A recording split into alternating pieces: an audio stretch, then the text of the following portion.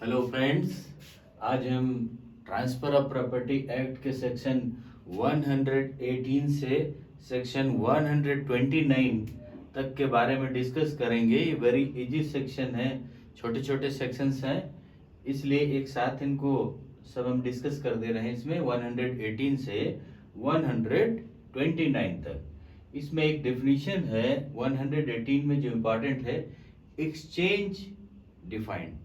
ये सेक्शन 118 में एक्सचेंज की परिभाषा।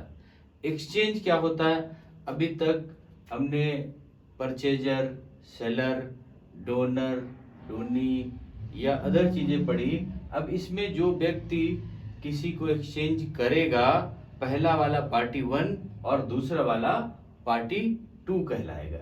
इसमें पार्टी 1 और पार्टी 2 होंगी। तो इसमें एक्सचेंज किसी चीज का हो सकता है, किसी चीज का हो सकता है। इसमें बहुत सिंपल सी चीज है कि इसमें ऑनरशिप, एब्सोल्यूट ऑनरशिप ट्रांसफर होती है। एब्सोल्यूट ऑनरशिप ट्रांसफर होती है। अब वो कैसे? जैसे हमने एक 100 रुपीज का नोट लिया, कितना? 100 रुपीज का नोट, और वो दूसरे व्यक्ति के पास में गए, पार्टी 2 के पास में गए कि इसके एक्सचेंज कर दो, इसको चेंज कर दीजिए। तो वो हमें 10 रुपए के 10 नोट देता है। 100 रुपीज मैंने उसको दिया एक नोट, वो 10 रुपए के 10 नोट्स, 10 नोट्स मुझे देता। तो वो क्या हुआ? एक्सचेंज हुआ। अब 100 रुपीज जो हमने एक नोट उसको दिया, उसका एब्सोल्यूट ऑनर कौन हो गया? पार्टी 2। और जो 10 नोट 10-10 रुपए के दिए, उसका ऑनरशिप, एब्सोल्यूट ऑनरशिप कौन हो गया? मैं। तो ये इसका एक्चुअल एक्सचेंज की परिभाषा होती है। अब जैसे हमने 3 भेड़ किसी को दी और उसने उसके बदले में एक गाय मुझे दी, तो क्या हुआ? 3 भेड़ के बदले में एक गाय का एक्सचेंज हुआ। एक्सचेंज इसमें कहते हैं, इसको एक्सचेंज कहते हैं। अब ये लैंड में exchange of property only by sale, जो लैंड होती है वो सेल के द्वारा ही दी जा सकती है। ये नहीं हमने कहा कि हम तुम्हें 1 बीघा दे देते हैं और तुम आधा बीघा मुझे दे दो, ऐसा नहीं। एक्सचेंज केवल क्या होता है, किसमें? लैंड में। किसमें होता है? जब हमारा कंसोलिडेशन, चकबंदी का टाइम आता है, उस समय इसको एक्सचेंज होती है कि हमारी लैंड उतनी वैल्यू की दूसरी जगह कर दी जाती है, और दूसरी लैंड कम या ज्यादा जो उस वैल्यू में आती है, वो उसके बदले में एक्सचेंज की जाती है। लेकिन वो सेल्फ की जाती है। सेल्फ का मतलब हमारी ही लैंड को दूसरी लैंड में कन्वर्ट करके हमें दिया जाता है, वो एक्सचेंज। और बाकी लैंड का एक्सचेंज केवल सेल के द्वारा होगा, ऐसे उसका एक्सचेंज नहीं होगा। एक्सचेंज उसको डायरेक्ट नहीं कर सकते। तो एक्सचेंज समझ में आ गया होगा कि हम पार्टी 1 है और दूसरे को जो चीज देते हैं वो पार्टी 2 है। हम किसी चीज को देते हैं, एब्सोल्यूट ऑनर उसको बनाते हैं, और उसके बदले में वो कोई चीज हमें देता है, एब्सोल्यूट ऑनर हम हो जाते हैं। ये एक्सचेंज कहते हैं। हमने 3 टी शर्ट्स उसको दी, उसने एक कोट मुझे दिया, ये एक्सचेंज हो गया। तो ये एक्सचेंज की सिंपल सी डेफिनेशन है। अब सेक्शन 119 में आते हैं right of party reserve, right of party deprived of things received in exchange. अब एक्सचेंज में चीजें क्या होंगी? जैसे अभी हमने कहा कि पार्टी 1 और पार्टी 2, ये पार्टी 1 100 रुपीज का एक नोट पार्टी 2 को देता है, और पार्टी 2 अब 10 नोटे 10-10 रुपए की पार्टी 1 को देता है। अब जो 10 रुपए की दूसरी नोट या 100 रुपीज की नोट, 100 रुपीज की नोट जो हम उसको दे रहे हैं पार्टी 1, 100 रुपीज की नोट डिफेक्टिव है, फटी हुई है या ऐसी है जो चल नहीं सकती, वो डिफेक्टिव है। तो पार्टी 2 क्या कह सकती है कि आप अपनी नोट या तो इसको रख ले, और 10 जो हमने 10-10 के 10 नोट दिए मुझे, उसे वापस कर लो, या तो वो रिटर्न करेगा मेरा 100 हमने उसको दे दिया और उसके 10 हमने वापस कर दिए, और या तो चेंज करेगा, या तो जो हमने 100 रुपीज का नोट दिया उसके बदले में सही 100 रुपीज का नोट उसको हम दें।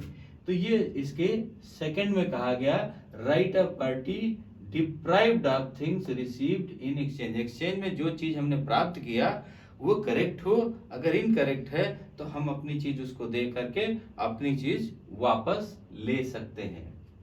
अब सेक्शन 120 में कहा, right and liabilities of parties. Parties के राइट और लाइबिलिटीज क्या है? पार्टी 1 और पार्टी 2। पार्टी 1 और पार्टी 2 के ऑल लाइबिलिटीज वही हैं जो सेलर और परचेजर में सेल की डेफिनेशन में दिए गए थे।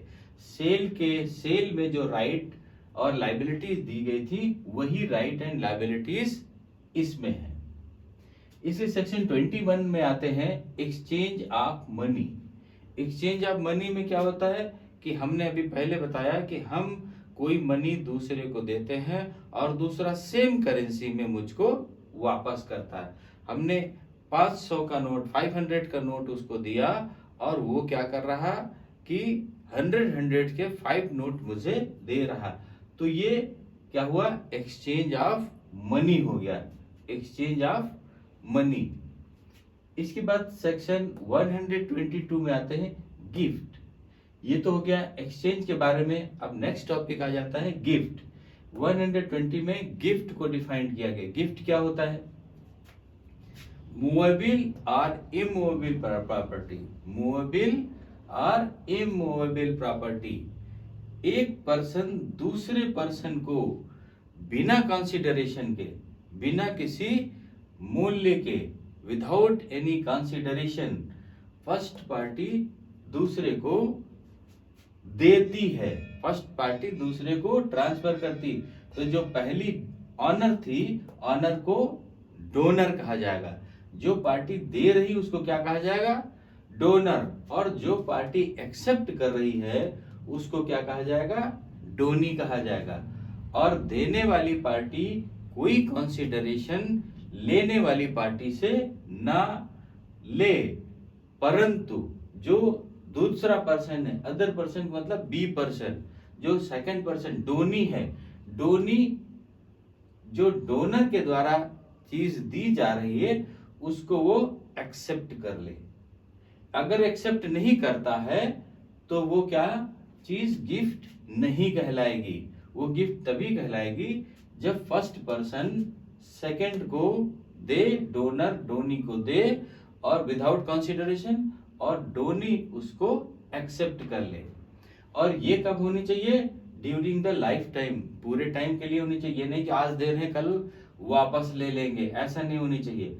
क्या होना चाहिए? ये ड्यूरिंग द लाइफ टाइम, हमेशा के लिए होनी चाहिए। अगर डोनी इसकी गिफ्ट देने के पहले, जब ये गिफ्ट देता है और डोनी एक्सेप्ट नहीं करता, तो वो क्या हुआ? वो गिफ्ट नहीं हुआ, और वो गिफ्ट क्या होगा? वाइड होगा, जीरो होगा, शून्य होगा। तो ये इसमें कहा गया गिफ्ट के डेफिनेशन में। गिफ्ट की डेफिनेशन समझ में आ गई होगी कि डोनर डोनी को विदाउट कंसिडरेशन कोई चीज देता है और डोनी उसको एक्सेप्ट कर लेता है। ये चीज होल लाइफ टाइम के लिए होनी चाहिए, ये नहीं कि आज दे कल वापस कर ले। वो मूवेबल या इमूवेबल प्रॉपर्टी कोई भी हो सकती है। ये सेक्शन 122 में बताया गया। अब सेक्शन 123 में आ जाते हैं, ट्रांसफर हाउ इफेक्टेड। जो ट्रांसफर किया गया, ट्रांसफर हाउ इफेक्टेड, इफेक्टेड कैसे होगा? अगर इमूवेबल प्रॉपर्टी को हम क्या कर रहे हैं? गिफ्ट कर रहे हैं। इमूवेबल प्रॉपर्टी को गिफ्ट कर रहे हैं, तो इस सेक्शन में कहा गया कि जो डोनर है उसका सिग्नेचर होना चाहिए। डोनर का हर पेज पर सिग्नेचर होना चाहिए, और कम से कम लीस्ट 2 विटनेसेस, कम से कम 2 विटनेस होना चाहिए, गवाह होने चाहिए, जो उसको सर्टिफाइड करे कि ये मेरे सामने गिफ्ट किया गया और इतना होने के बाद में उस गिफ्ट डीड को रजिस्टर्ड होना चाहिए। अगर रजिस्टर्ड नहीं है तो लैंड के लिए, इमूवेबल प्रॉपर्टी के लिए वो गिफ्ट नहीं माना जाएगा। अब अगर मूवेबल प्रॉपर्टी है, मूवेबल प्रॉपर्टी में क्या करता है, पहली कंडीशन तो यही है कि अगर मूवेबल प्रॉपर्टी भी देंगे तो जो डोनर है उसका सिग्नेचर होना चाहिए, कम से कम 2 विटनेसेस होना चाहिए और वो रजिस्टर्ड होना चाहिए, तो क्लियर हो जाएगा। लेकिन अगर ऐसा नहीं होता है तो उसको डिलीवरी के द्वारा दे, हमने उसको डिलीवरी कर दी, लेकिन डिलीवरी ऐसी होनी चाहिए, डिलीवरी में be made in the same way as goods sold में बी डिलीवर। जैसे हम किसी को सेल करते हैं, कोई चीज है, मान लो कि एक कोई चीज ले लेते हैं कि एक डिब्बा है, एक डिब्बे को हम सेल करते हैं, सेल करने में हमने अमाउंट लिया और डिब्बे को सेल कर दिया। तो यहाँ पर क्या होगा कि हमने अमाउंट नहीं लिया, कि डिब्बे को सेल कर दिया लाइफ टाइम के लिए, अब उसको हमें यूज नहीं करना। अगर ऐसी कोई प्रॉपर्टी, मूवेबल प्रॉपर्टी हम ट्रांसफर करते हैं तो वो गिफ्ट होगा, उसकी डिलीवरी ऐसी होनी चाहिए जैसे हमने उसको सेल में दे देते हैं, मतलब बाद में उसको वापस नहीं लेंगे कभी, लाइफ टाइम के लिए होगी। अब सेक्शन 124 क्या बताता है, gift of existing and future property, gift of existing and future property. अब हमारे पास में कोई प्रॉपर्टी है, मिलने वाली है, मान लिया हमारे पूर्वजों का एंसेस्टर प्रॉपर्टी है, हमें मिलने वाली है, अभी मिली नहीं और हमने उसको गिफ्ट कर दिया कि जब मेरे ग्रैंडफादर की प्रॉपर्टी मुझे मिलेगी मैं इन्हें गिफ्ट करता हूं। तो ऐसा नहीं हो सकता। फ्यूचर प्रॉपर्टी या एग्जिस्टिंग प्रॉपर्टी को हम ट्रांसफर या गिफ्ट नहीं कर सकते, वो क्या होगी, वाइड होगी और वो मतलब शून्य होगी।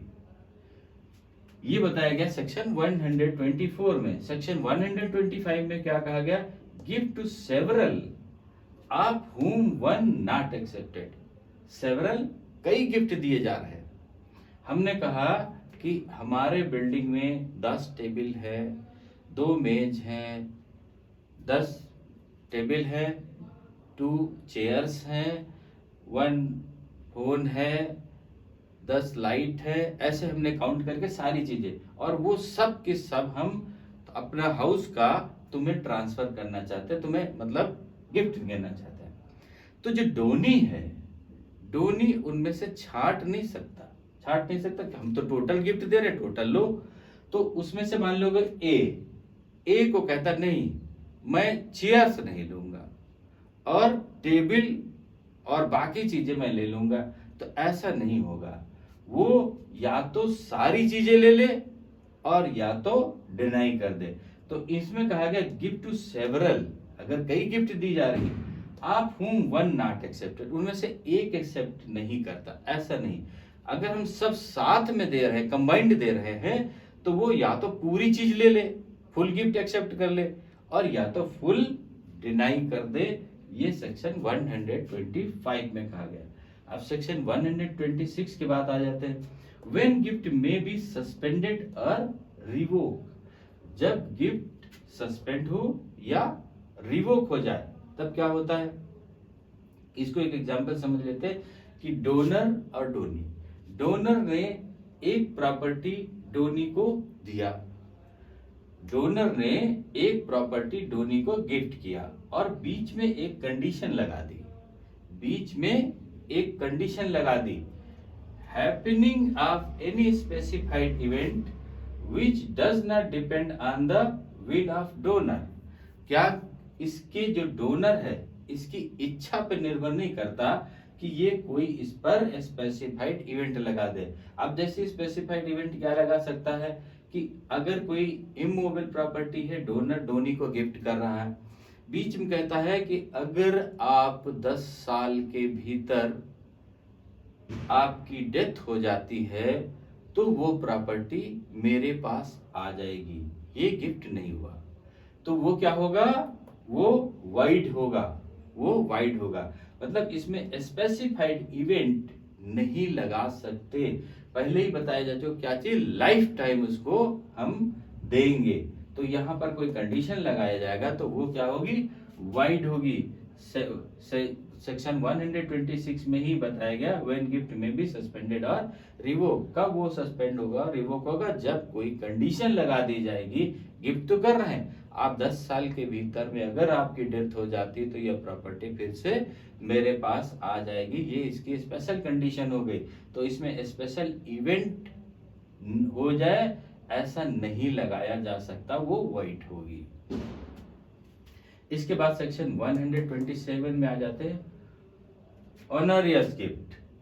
ऑनरियस गिफ्ट क्या होता है, डोनर कई चीजों को इसको दे रहा और एक चीज पर लाइबिलिटी है, ABCD 4 चीजें उसको दे रहा और उसमें B पर क्या है, चार्ज है, B पर चार्ज है, या B किसी बैंक में मॉर्गेज है, एक प्रॉपर्टी मॉर्गेज है और बाकी प्रॉपर्टी फ्री है, तो ये इसको दे रहा है।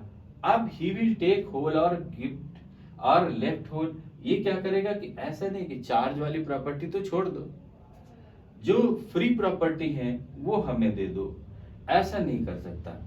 कि अगर इनमें से आ रही तो जो लाइबिलिटी वाली प्रॉपर्टी है उसको छोड़ नहीं सकता, अगर सब एक साथ दे रहे तो लाइबिलिटी वाली प्रॉपर्टी भी उसको लेनी पड़ेगी। लेकिन इसके सेकंड पार्ट में कहा गया अगर हम एक एक करके सेपरेट करके दे रहे हैं, पहले A को गिफ्ट करते हैं, एक्सेप्ट कर लेता है, फिर C को गिफ्ट करते हैं, एक्सेप्ट कर लेता है, फिर D को गिफ्ट करते हैं, एक्सेप्ट कर लेता है, फिर D को देते हैं। अब D कहता है कि मेरे पास पर्याप्त मात्रा में गिफ्ट हो चुका, अब मुझे गिफ्ट की आवश्यकता नहीं, और वो एक्सेप्ट नहीं करता। तो ये नहीं कि BCD वाइड हो जाएंगे, क्योंकि एक एक करके जब उसने दिया वो एक्सेप्ट करता गया और वो जो गिफ्ट है वो उसकी लीगल होगी एक एक करके। लेकिन अगर कहता ABCD चारों दे रहे हैं और उसमें कहता नहीं B पर चार्ज है, B पर इसका मॉर्गेज है, B नहीं लेंगे बाकी सारी हम प्रॉपर्टी लेंगे, तो ऐसा नहीं होगा।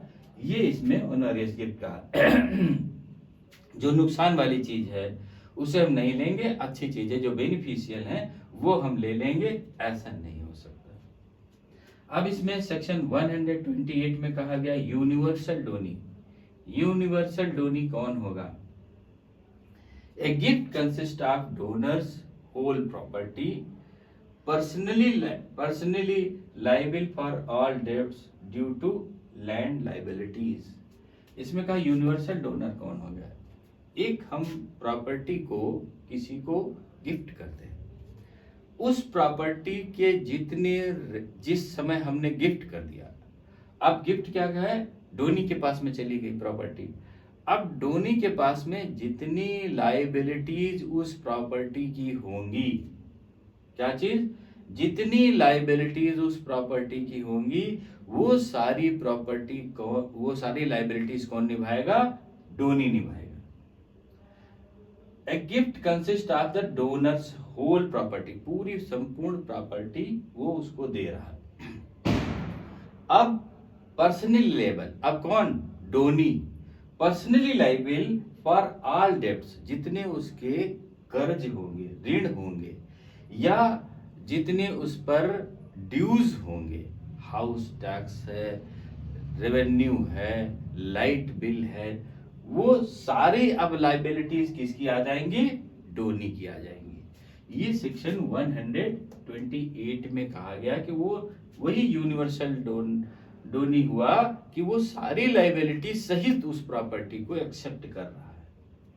सेक्शन 129 में कहा गया सेविंग ऑफ डोनेशन मैरिड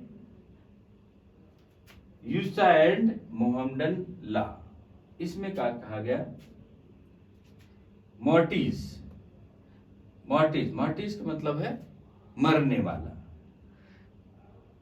अब इसमें क्या कहा गया कि कोई व्यक्ति मरने वाला है और उसको लोग क्या करते हैं कि उसका दान करके उसको मुक्त कर दे।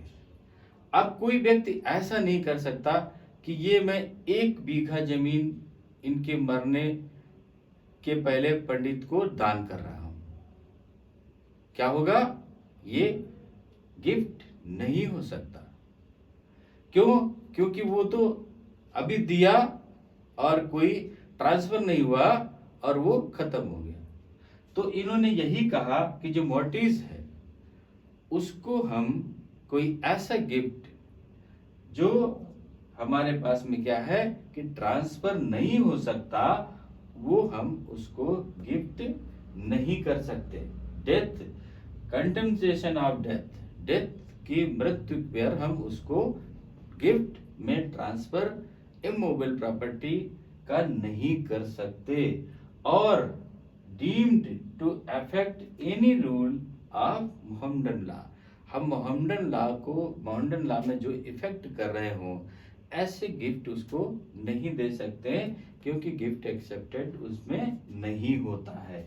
ये इसका सेक्शन 129 कहलाता है कि जो व्यक्ति मरने वाला है हम उसको करके कि ये पार हो जाएगा और उस लैंड को 1 बीघा इनके मरने पर पंडित जी को गिफ्ट कर रहे हैं ताकि इनको मुक्ति मिल जाएगी, तो ऐसा नहीं कर सकते।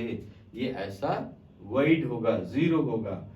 तो फ्रेंड्स 100 सेक्शन 118 से सेक्शन 129 तक वेरी इजी सेक्शन हैं, छोटे छोटे सेक्शन हैं, समझ में आ गए होंगे। अब सेक्शन 130 से हम नेक्स्ट पार्ट में मिलते हैं। ओके, थैंक यू, जय हिंद।